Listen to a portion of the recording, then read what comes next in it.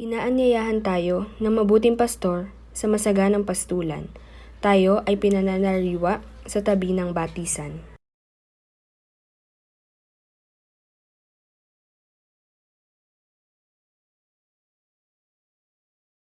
Kapag tayo ay dumadaan sa mga lambak ng kamatayan, kasama natin ang Diyos. Tayo ay binibigyang kaginhawahan at kasiguruhan.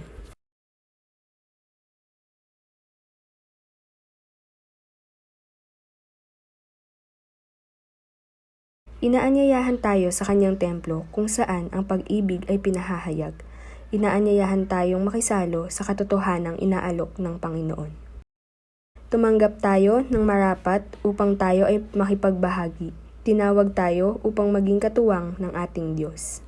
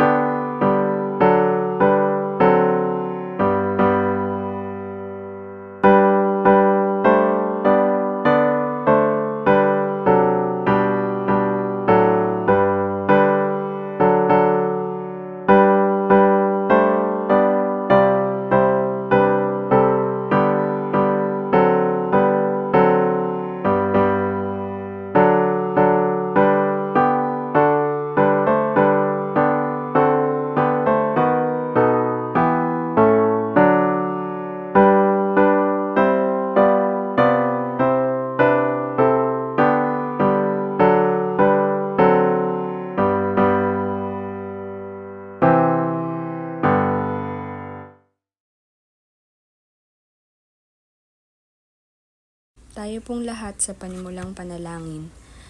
Nagtitipon kami ngayon sa iyong pangalan, mabuting pastol, taglay ang kasiguruhan na kami ay iyong kinilala at minamahal. Inilalapit namin ang aming sarili sa iyo at sa isa't isa. Inaasahang palalakasin ng mga bagong pagnanasa upang mamuhay bilang iyong bayan. Gusto naming magmalasakit sa isa't isa sa paraang magbibigay buhay. Gusto naming maabot ang mga taong ayaw kang tanggapin o nag-aalinlangan sa amin. Tulungan mo kaming lumago sa pag-ibig na totoo sa pagmamalasakit at pagtitiis. Niyayakap namin ang kabuuang iyong inihahandog at nakikipagsapalaran sa pagtanggap ng responsibilidad na maging tagapagpagaling sa aming sarili at sa pamayanang ito ng mananampalataya. Amen.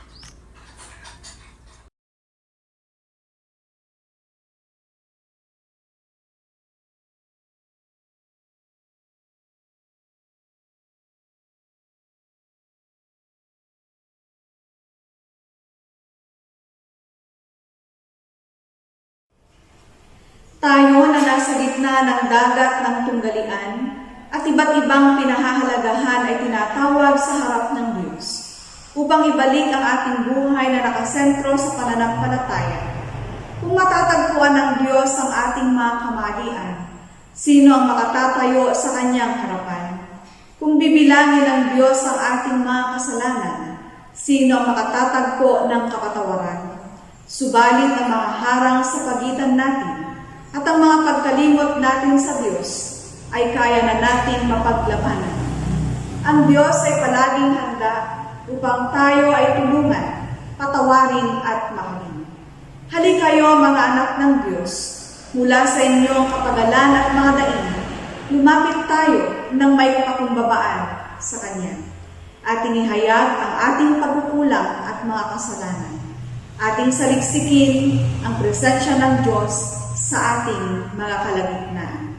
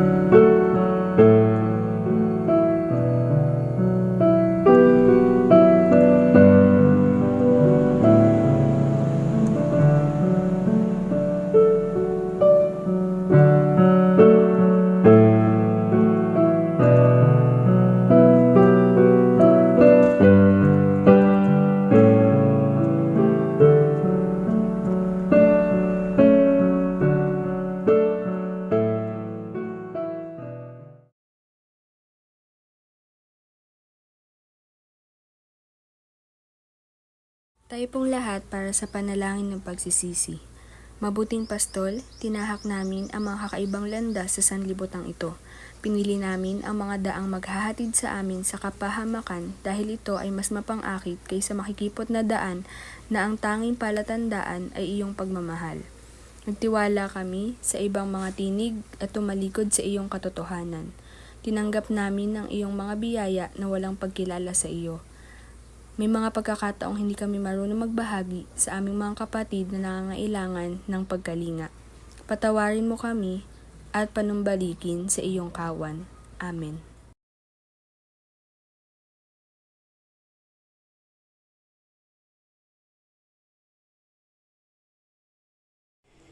Mayroong mabuting balita sa lahat ng tapat na nagsisisi at hinahanap ang buhay.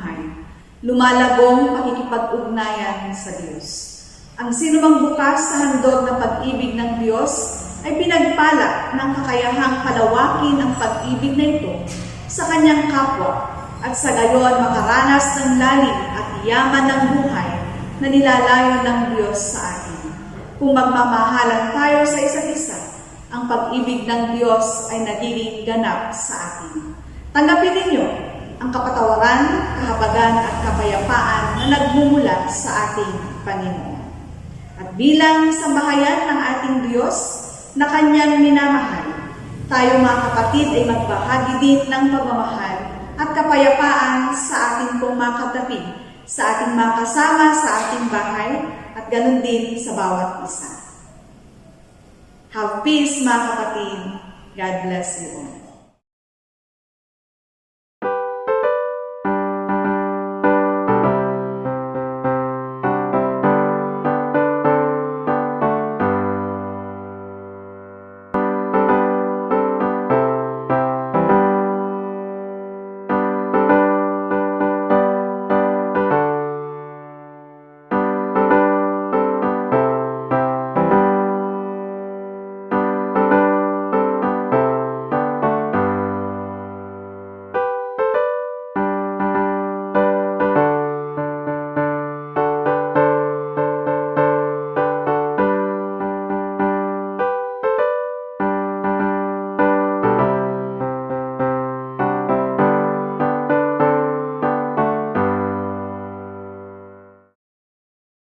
Magalak na pagkilala, pagtanggap at pasasalamat sa lahat ng ating mga kapatid na naririto sa mga gumampan sa ating pananambahan ngayong umaga.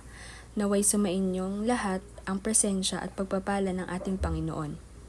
Pagbati at pakikigalak sa ating mga kapatid na magdiriwang ng kanilang mga kaarawan. Sa April 26 po ay ang kapatid na Camille Dolls. Sa April 27 po ay kapatid Kevin Constante. Sa April 28 naman po ay ang kapatid na Dick Ersando at Johanna Lorea Tabilin. Sa May 1 po ay ang kapatid Manolita Cueno at Maria Lisa Diloy. Happy wedding anniversary din po sa April 29 sa ating kapatid na Brian at Joanne Mojica. Mga regular na gawain at tagapanguna sa darating na linggo. Midweek service, prayer meeting, online po ito. Kung face-to-face na po tayo, inaanyayahan ang sinumang nais makibahagi sa loob ng church at naka-live streaming din po para sa mga nasa tahanan. Ang speaker po sa April 28 ay ang kapatid Edna Roderos at sa May 5 naman po ay ang kapatid na Isaias Banaag. Worship service May 2, 2021, Communion and 5th Sunday of Easter. Tuwing Lunes po, sa ganap na ika-6 ng umaga, mayroon pong na-provide ang ating pastor na short reflection na pinamagatang Tinapay ng Buhay tuwing araw ng Lunes. Atin pong pasimulan ng pagpapalakas ng ating mga kaluluwa ang ating buong isang linggo. Ipopost po ito sa FB ng UCCP kay Quit. Maaari rin po kayong mag-subscribe sa YouTube channel kung saan nag-upload po ang ating pastor. Marami pong salamat. Para naman po sa panalangin para sa kagalingan ng mga may karamdaman, isama po natin ang mga kapatid na Remedios Romano, kapatid na Nati Guevara, kapatid na Leo Buenaventura, kapatid na Rel Reyes, kapatid na Leo Cueno, kapatid na Moises Diloy, at kapatid na Danilo Busine. Panalangin para sa mga kapatirang nasa ibang bansa, at panalangin para sa bansa, sandaigdigan, pamahalaan, mga guro, estudyante at frontliners.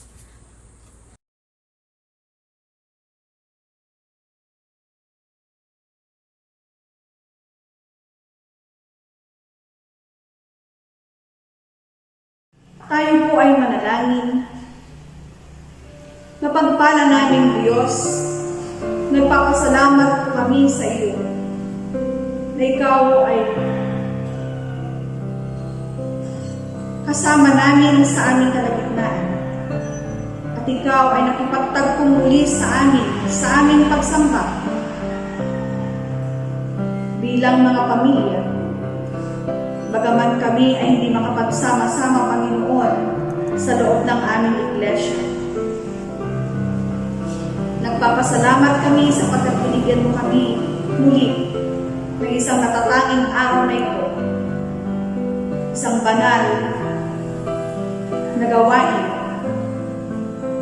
Isang banal na pananambahang ikaw ang aming kapiling at kaisa. Dakila namin, Panginoon, naririto kami, magkakalayo man ang aming mga presensya, ngunit sa diwa ng pananampalataya, kami ay nagkakaisa. Dakilang Diyos na makapangyarihan sa lahat, kami ay lumalapit sa iyo para sa lahat ng concerns na nais namin ipaabot sa iyo. Sa gitna po, Panginoon, ng mga panganib at mga hamon ng buhay at sa aming kinakaharap na pandemya, ikaw ang aming tagapagsanggana. Ikaw ang aming tagapag-ingat. Ikaw, O Diyos, ang nagbibigay ng proteksyon at aming kaligtasan. Sa iyo, O Diyos, nagmumula ang aming mga tulong. Panginoon, masdan mo po ng mayroong kahabagan ng iyong buong sanlibutan. Ang buong sangkatauhan na nanananis at humihingi sa iyo ng saklolo at hawak-hawak. Hinihiling namin na patuloy na huwag iligtas kami sa panganib at iligtas mo kami sa nakamamatay na pandemyang ito. Hindi lamang sa pandemyang COVID-19, kundi sa lahat ng uri ng anumang karamdaman at anumang mga panganib sa aming mga buhay. Dalangin namin, Panginoon, na sa iyo nawang pagsanggalang sa amin at gayon din sa aming mga kapatid na nasa banig ng karamdaman. Ang lahat ng mga mayroong karamdaman ng COVID-19. Panginoon, dalangin namin ang iyong mapagpalang mga kamay na siyang idampulay mo sa kanila at igawad mo nawa sa kanila ang kagalingan, kapayapaan at kaaliwan. Dalangin din namin ang lahat ng mga frontliners na nagkakasakit, ang kanilang mga pamilya, ang mga frontliners na pumanaw sa pag-aasikaso at paggamot sa mga mayroong karamdaman. Ang lahat ng mga tao sa buong sandaigdigan ay naghihirap dahil sa nagaganap na ito, Panginoon. Panginoon, sa iyo kami kumakayo. Masdan mo ang iyong mga anak at iligtas nawa ang bawat isa.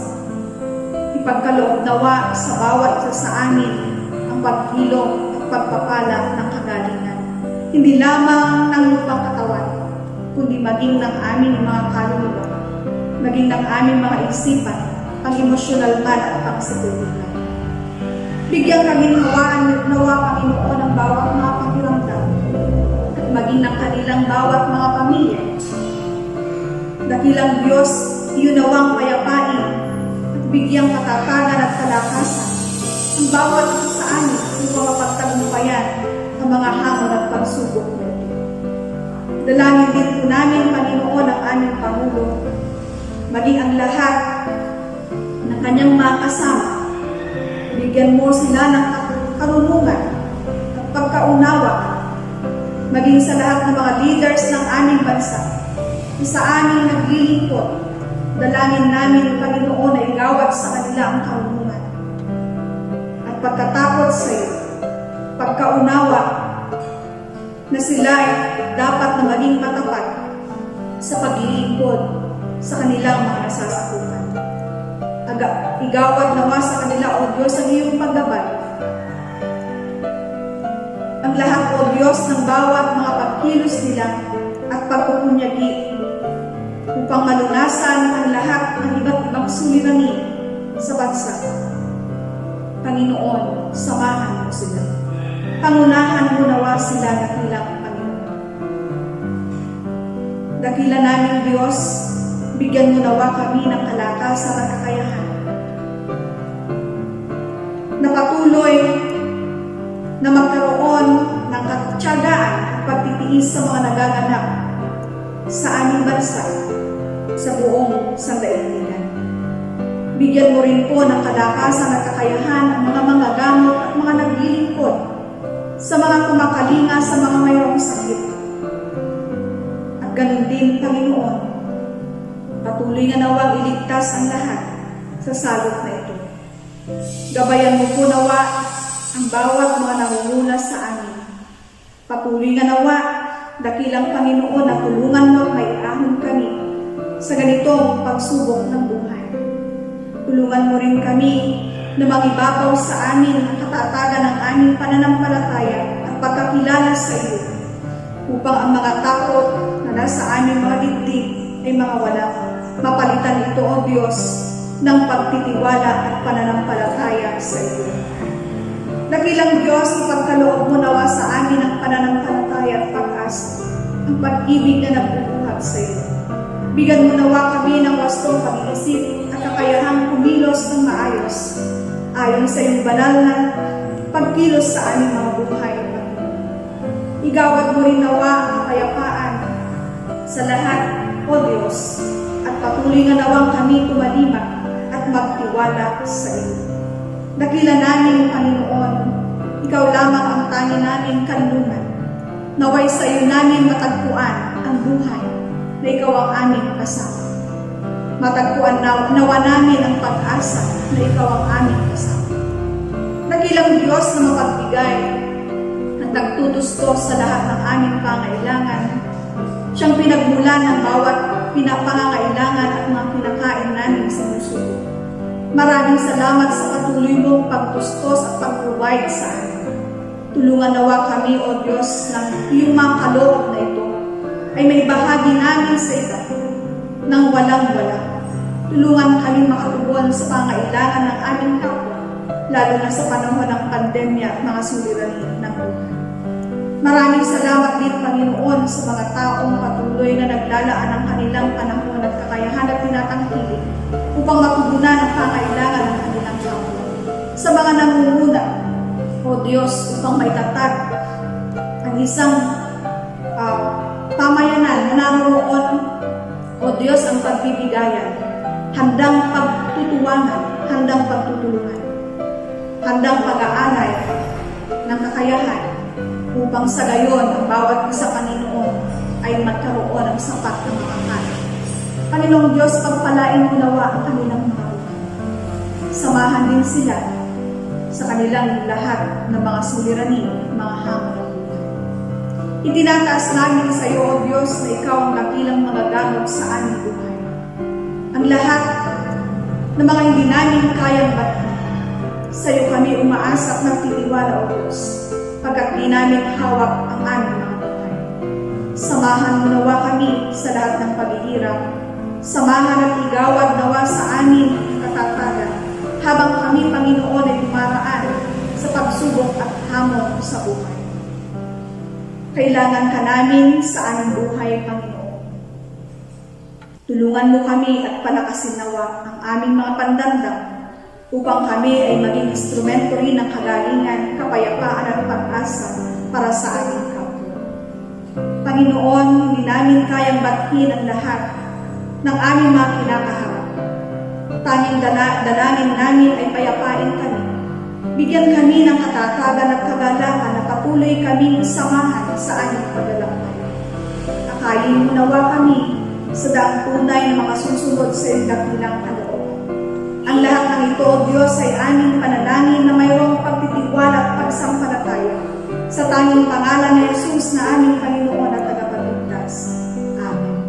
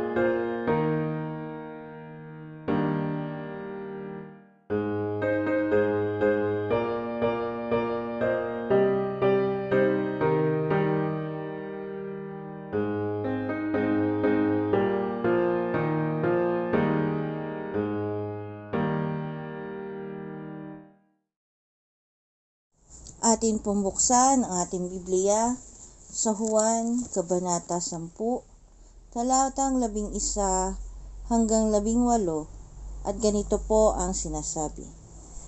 Ako ang mabuting pastol. Inaalay ng mabuting pastol ang kanyang buhay para sa mga tupa. Ang upahan ay tumatakas kapag nakikitang dumarating ang asong gubat. Iniiwan niya ang mga tupa, palibhas ay hindi siya pastol at hindi kanya ang mga tupa.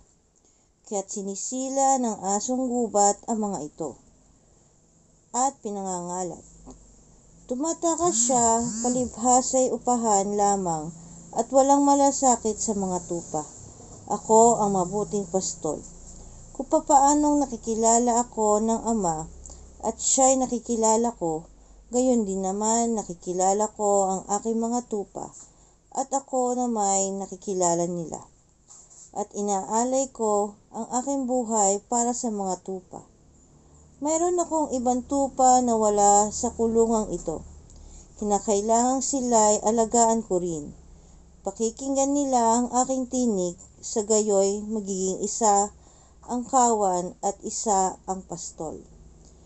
Dahil dito'y minamahal ako ng Ama, sapagkat iniaalay ko ang aking buhay upang ito'y kunin kong muli. Walang makakakuha nito sa akin, kusa ko itong ibibigay. Mayroon akong kapangyarihang ibigay ito at kunin uli. Ito ang utos na tinanggap ko sa aking Ama. Pagpalain nawa ng Diyos ang pagkabasa ng banal na kasulatan.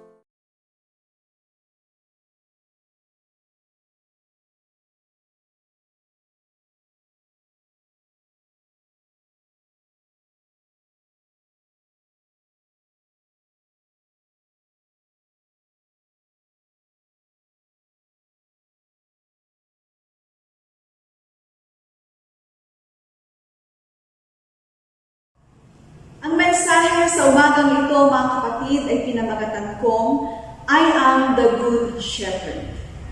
Magandang umaga po sa inyong lahat, mga kapatid. Kumusta po tayong muli sa ating mga tahanan? Nawa tayo po ay mabuti ang health, may galak, may saya, at mayroon pa pong nakakain.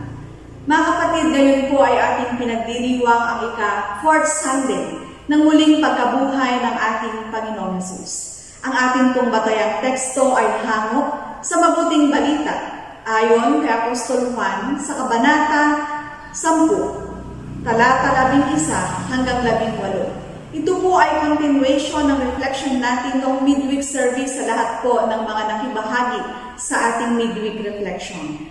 Sa mga naunang talata ng aklat po ni Apostol Juan. Ang pinapatungkol po sa mabuting pastol ay isang paalaala sa ating lahat, na tayo po ay nangangailangan ng isang mabuting pastol ayon sa halimbawa ng ating Panginoong Hesus. Hindi lamang ang iglesia ang nangangailangan ng mabuting pastol, kundi ng ating bansa at ng buong mundo. Ang pagiging pastol po ay pinatutungkol din dito ang mga taong namumuno at nangangalaga sa ating lipunan, nangangalaga sa bawat mamamayan at ng buong isang daigdigan. Gayon din yung mga nangangalaga sa kanilang mga tahanan, sa kanilang mga pamilya, sa mga kumpanya, at sa iba't iba pong mga aspeto ng buhay ng tao.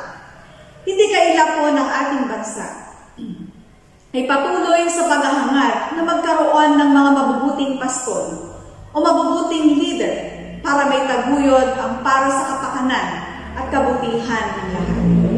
Na mararanasan natin ang masagana, mapayapa, at may kaayusan na buhay.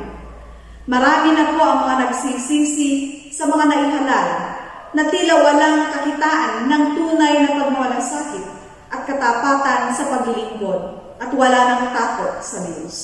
At nag-iisip na rin po tayo nga ba'y maghahalal pa O mag-iisip kung sino na naman ang iyahanap sa mga susunod na mga botohan.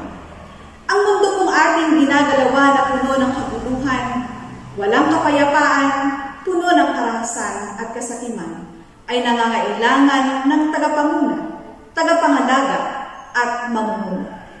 Ang Diyos ay Diyos ng kaayusan. Minamahal niya ang kanyang mga anak at buong sanglilikha. Kung kaya't inialay niya ang kanyang bugtong na anak upang ipagkaloob ang kaayusan at kaganapan ng buhay o yung fullness of life sa mga tao sa pamamagitan ng pagkakaloob niya ng buhay na ganap at kasiyasiya. Matapos po ang kamatayan ni Jesus, mayroon mong pagkabuhay na magulit, tanda ng bagong buhay at pag-asa. At ang kanyang banal na espiritu na pinagkaloob sa atin, ang siyang ating magpapatuloy din na patnubay at magpapanatili sa ating pamamalagi sa daigdig na ito. Tunay ko na kailanman hindi iniiwan at hindi pinababayaan ng Diyos ang kanyang mga anak at ng kanyang buong sanglilikha. Isinasalaysay ko dito ang kanyang pagmamahal na mayroong kaakibat na responsibilidad bilang isang mabuting pastor. Tayo po ngayon, mga kapatid, ay nasa modernong takbo na ng pamumuhay at marami na ang halos hindi makasabay at mayroong mas malawak na impluwensya ng komersyalismo at materialismo. At kadalasan ang buhay espiritual ay atin na itong naisasantabi na tila baga hindi na natin ito kailangan. Maging ang Diyos ay nasa list priority na natin at hindi na natin kailangan na manguna sa atin at maging pastol sa ating mga buhay. Tanungin at suriin nga po natin mabuti ang ating mga sarili. Nangangailangan pa ba ako ng mabuting pastol sa ating buhay? O kailangan ko lamang ang mabuting pastol kapag maayos ang lahat sa ating buhay? Kakailanganin ko lamang siya kapag wala ng pantustos sa pangangailangan.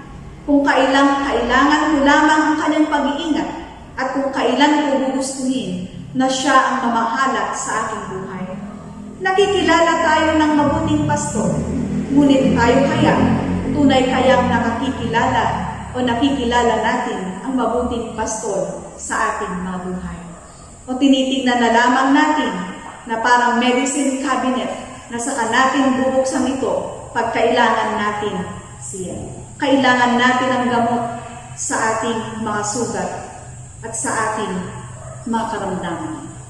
Ano ba ang tingin po natin at pagkakilala natin sa isang mabuting pastor?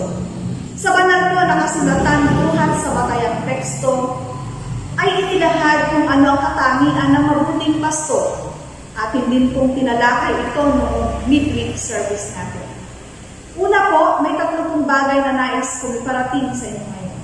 Ang mabuting pastor po ay nag-aalay ng kanyang buhay para sa mga tupa, ayon po sa verse 11 na ating binasa kanina. Ipinapahayag ni Jesus ang kanyang sarili bilang pinangakong mabuting pastor. Sa awit chapter 23 verse 1, ipinahayag doon na si Yahweh ang mabuting pastor. Inihahambing ng Diyos ang kanyang sarili sa isang pastor upang ilarawan ang kanyang dakilang pag-ibig para sa kanyang bayan. Ginamit ng Panginoong Jesus ang gayon din metapora upang ipahayag ang kanyang kaugnayan sa kanyang bayan. Dalawa pong katotohanan ang binibigyan din dito sa una pong aking binanggit. Una, ang Diyos sa pamamagitan ni Jesucristo at ang banal na Espiritu ay lubos na nagmamalasakit sa bawat isa. Sa kanyang mga anak na hangad niyang mahalin, pangalagaan, ingatan, gabayan, at maging malapit sa kanila. Tulad ng ginagawa ng isang mabuting pastol sa sarili niyang lupa. Ang kanyang ganap na pangangalaga ay naroon ang pag-iingat. Sa pamamagitan ng kanyang kapangyarihan, iniingatan niya ang kanyang sanglilikha. Ang kanyang kapangyarihan ng pagpupok ay naganap sa pamamagitan ng kanyang anak na si Jesucristo.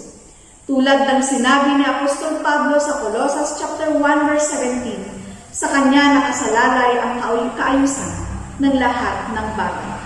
Naroon din ang kanyang pagtustos. So, ang pag-iingat, pagtustos niya sa mga pangailangan ng kanyang mga anak at sa kanyang buong sanlilikha.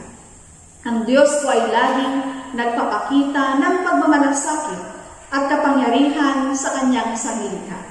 Kung ang mga ibon nga po sa himpapawid at mga halaman sa parang ay kanyang nasusustina upang sila ay mabuhay, gaano pa po kaya tayong mga tao? Hindi lamang material na bagay ang kanyang pinagkaloob, kundi ang mga bagay na espiritual. Ang bawat isa ay kanya pong pinahahalagahan. Malinaw po sa sulat na Apostol Pablo sa mga mananampalataya sa mga taga-Filipos, at buhat sa kayamanan niyang di nauubos, ibibigay niya ang lahat ng inyong kailangan sa pamamagitan ni Kristo Jesus. Ninanais po ng Diyos ng kanyang bayan ay masiyahan sa pagkakaroon po ng malusog na pangangatawan at laging nasa mabuting kalagayan. Titingnan po natin, napakaganda po ang naisin ng ating Panginoon sa atin. Ngunit ang tanong, ano ang ginawa natin sa mundong kanyang ipinagkaloob sa atin? Hindi lamang pag-iingat, hindi lamang pagtustos, kundi naroon ang kanyang pamamahala. Siya ang namamahala sa sanlibutan. Pagkat ang Diyos ay makapangyarihan, ang mga kaganapan sa kasaysayan ay nagaganap sa ilalim po ng kanyang kapahihintutan at pangangasiwa. Ang mga mananampalataya po ang mga tupa ng ating Panginoon. Tayo ay Kanya at mga bukod-tanging pinagbukulan ng Kanyang pagmamahal at pangangalaga. Bagamat tayo pong lahat ay parang mga tupang nangaligaw, tinubos niya tayo sa pamamagitan ng Kanyang dugong natigis sa krus ng Kalbaryo. At tayo po ay Kanya. Bilang Kanyang mga tupa niya, maaari natin angkinin ang mga pangako niya kung tayo lamang ay tutugon sa Kanyang tinig at susunod sa Kanya. Ulitin ko po mga kapatid, maaari nating angkinin ang mga pangako niya kung tayo lamang ay tutugon sa Kanyang tinig at susunod sa Kanya. Sapagkat ang mga tupang Kanya, nakikilala ang Kanyang tinig at sumusunod sa Kanya. Ang tunay na pastol ay hindi lamang naglalaan ng kanyang panahon upang masubaybayan niyang kanyang kawan. Sa lahat po ng panahon, anumang sitwasyon, maging sa panahon ng panganib, ang pastol ang kasama ng kanyang kawan at handa siyang ipagtanggol ito. Handang magbuwis ng buhay para lamang sa kaligtasan ng kanyang kawan. Pangalawa po, ang mabuting pastol ay nakikilala sa kanyang mga tupa. Nakikilala niya ang kanyang mga tupa.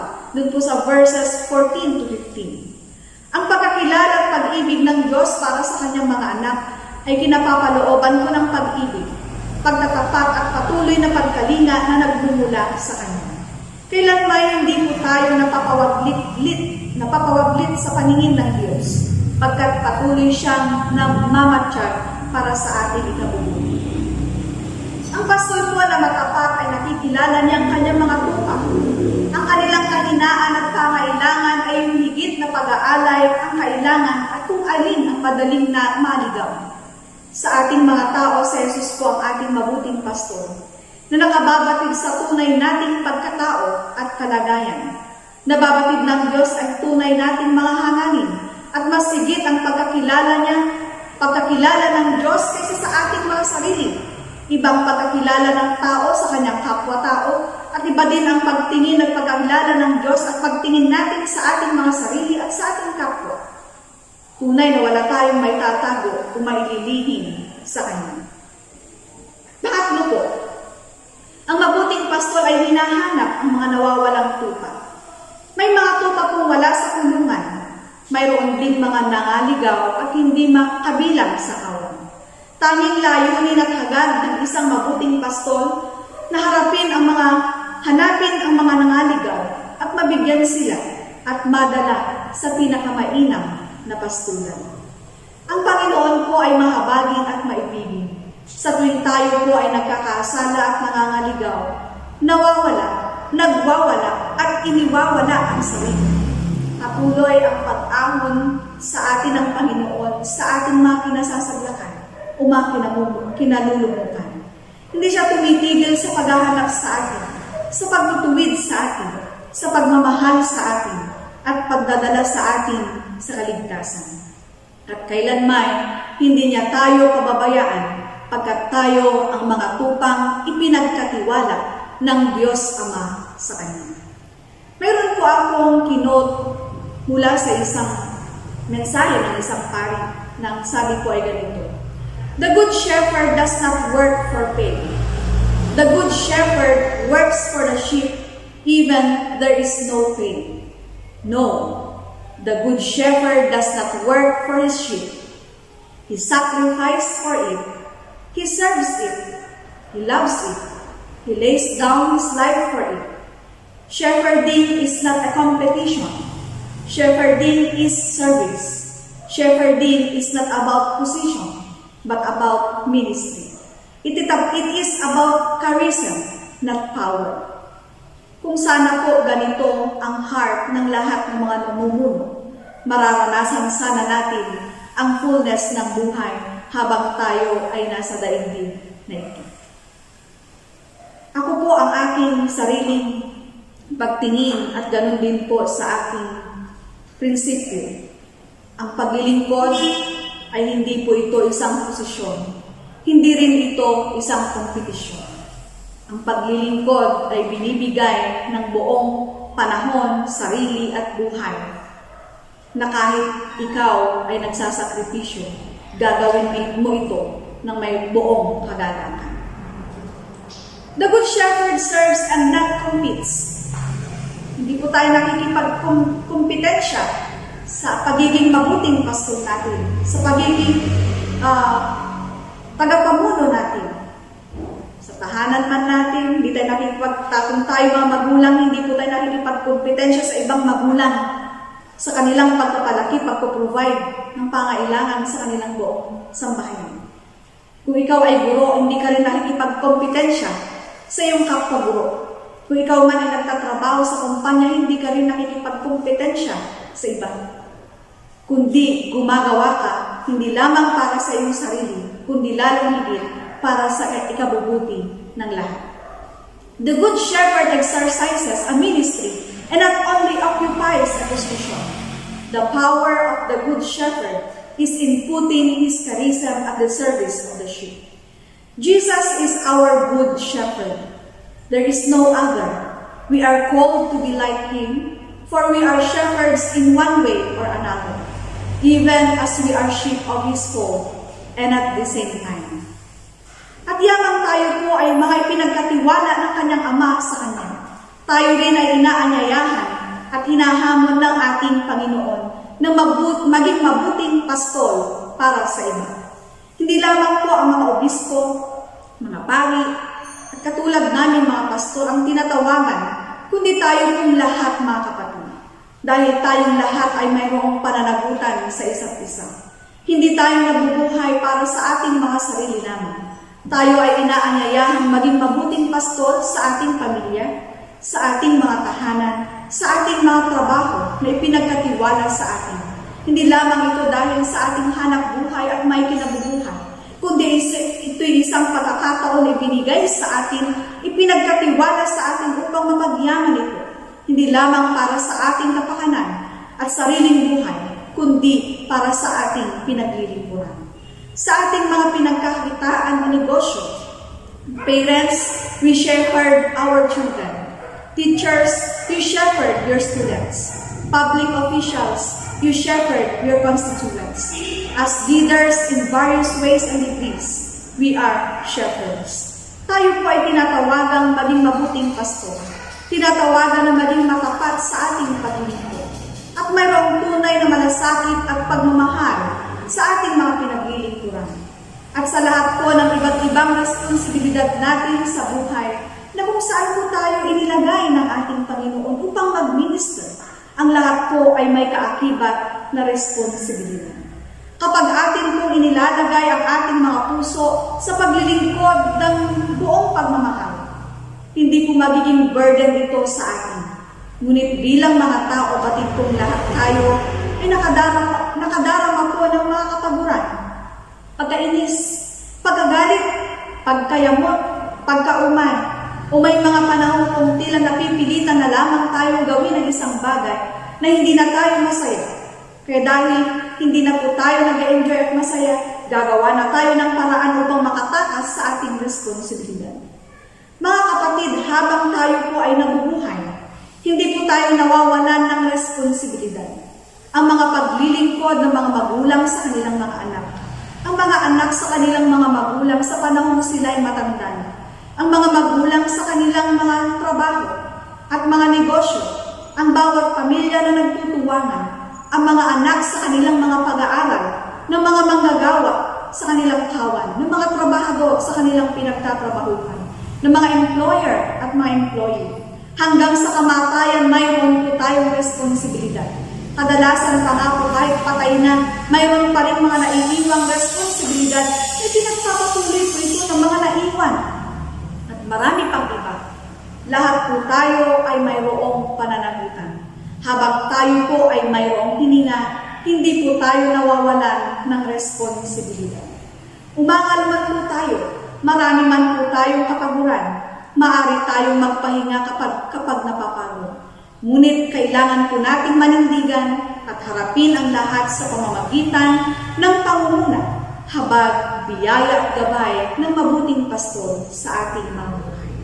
Tandaan po natin, mga kapatid, ng paglilingkod na inilalagay sa puso ng buong pagmamahal.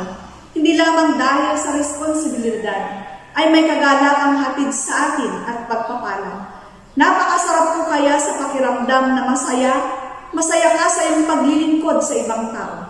At ang saya na iyong nadarama ay hindi mapapalitan at hindi mabibili ng anumang material na bagay.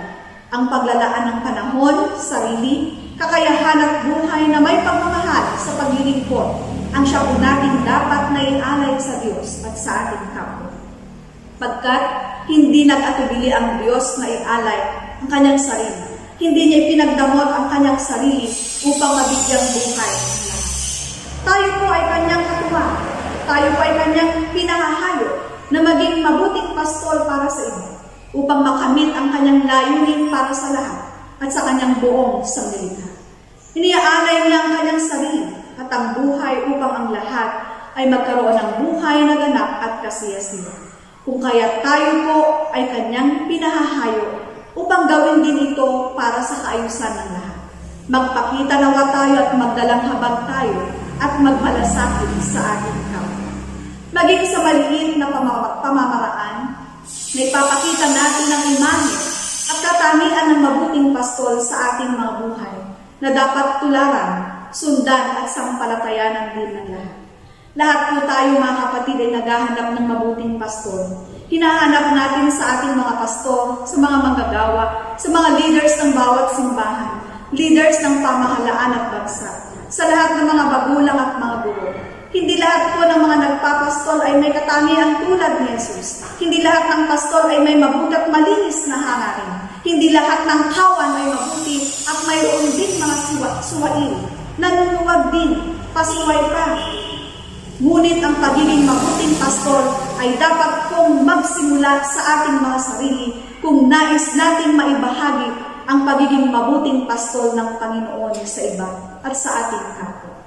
Ang bawat isa po ay pinagkatiwala ng Panginoon sa isa't isa. Ang kanyang sanlilikha ay pinagkatiwala sa atin. Iwanan ko po sa inyo, mga kapatid, ang katanungan ito. Pagnilayan po natin mabuti. Am I a good shepherd? Are we good shepherd? In the name of the Father, and of the Son, and of the Holy Spirit. Amen. Tayo pong lahat para sa tawag sa paghahandog. Dalhin ninyo ang inyong mabubuting gawa bilang handog sa Panginoon. Italaga ninyo sa mabuting pastol ang inyong pagmamalasakit sa kapwa. Hindi natin itinatalaga ang ating mga salapi upang bayaran ng iba para isagawa ang misyon ng iglesia, sa halip na tayo ay kasamang gumawa nito. Tayo mismo ay tinawag upang magbigay ng pangunguna at kaginhawahan. Ang paghahandog na inaasahan ng Diyos ay kasama ng ating panahon at talento, maging ang ating mga salapi.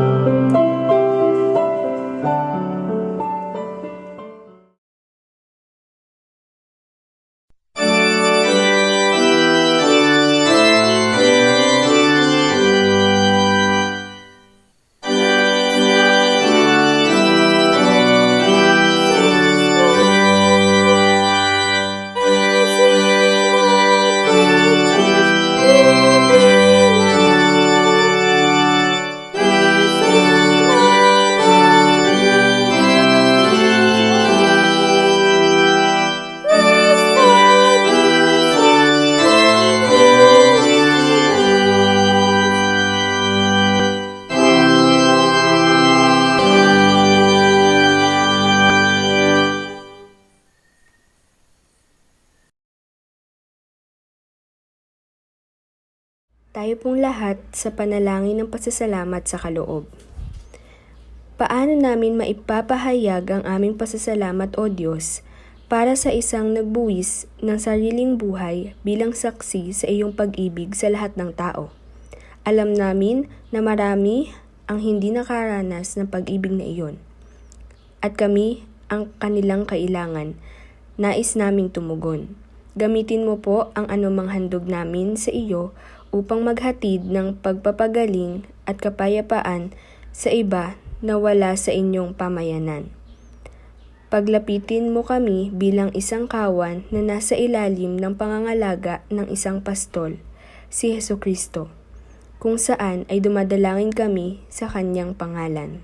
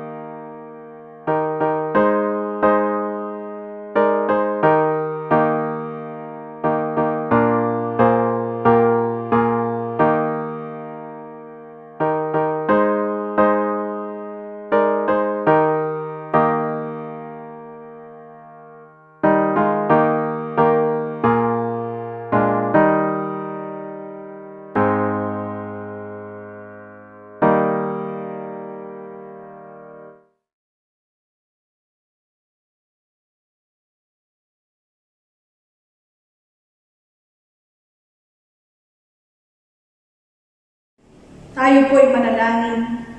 O Diyos ng buhay at ng kasaysayan, kami, O Diyos, ay nagpapasalamat sa iyong pagkation sa amin at sa biyaya ng iyong mga salita na naipahayag sa amin.